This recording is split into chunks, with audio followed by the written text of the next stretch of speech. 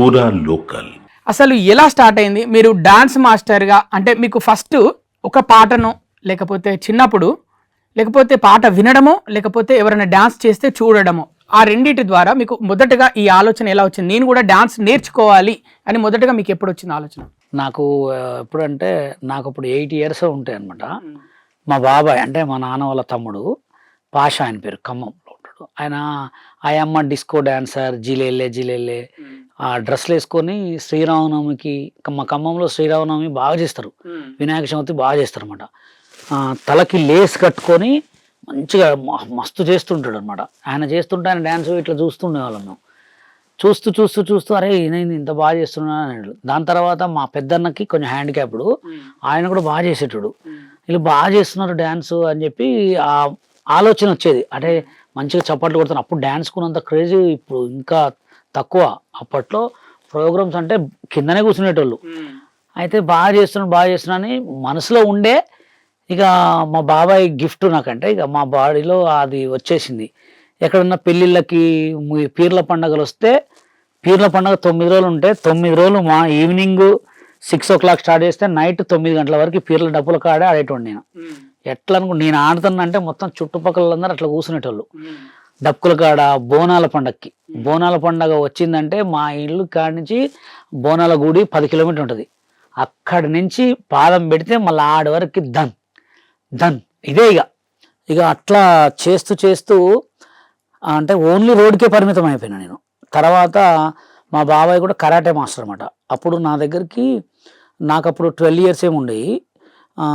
ఖమ్మంలో జల్లల శ్రీనివాసరావు అని karate master, చాలా పెద్ద మాస్టర్ అనమాట.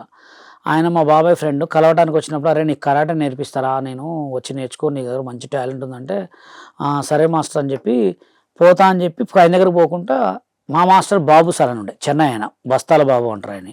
ఆయన దగ్గర కరాటేకి వెళ్ళి గ్రీన్ బెల్ట్ అట్లా బెల్టులు తీసుకున్న తర్వాత మా దాంట్లో ఎట్లా అంటే అప్పుడు కరాటేలో కాంపిటీషన్స్ ఎక్కువ జరిగాయి.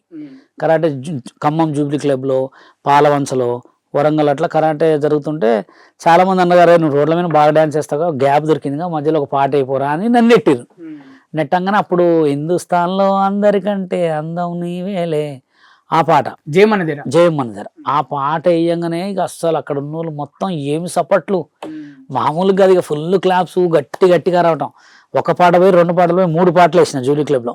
ఇంకా దాని తర్వాత అరే ఏంది ఇటు డ్యాన్స్ కంటే కూడా కరాటే కంటే కూడా డ్యాన్స్కి ఎక్కువ గ్రోతింగ్ ఉంది అని చెప్పి ఏం చేసిన అట్లా చిన్నగా వినాయక చవితుల ప్రోగ్రాలు చేయడం చేసిన, స్టేజీ పర్ఫార్మెన్స్.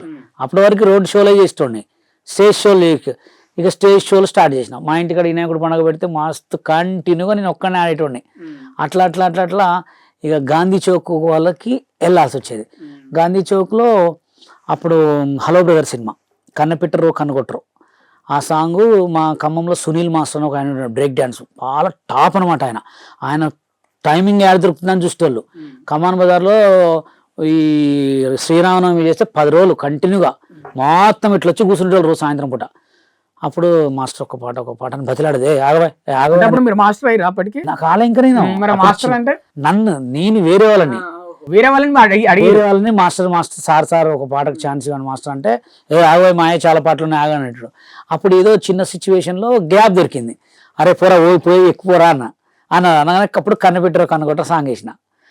వేయంగానే ఇక అస్సలు అక్కడ మామూలుగా ఇక ఆ ఏరియాలో పెట్టిన కల్చరల్ 4 పాటలు కంటిన్యూ అయిపోయిన తర్వాత నెక్స్ట్ ఇక శ్రీరామనవమి నుంచి నేనే ఆడ ఈవెంట్ మేనేజింగ్.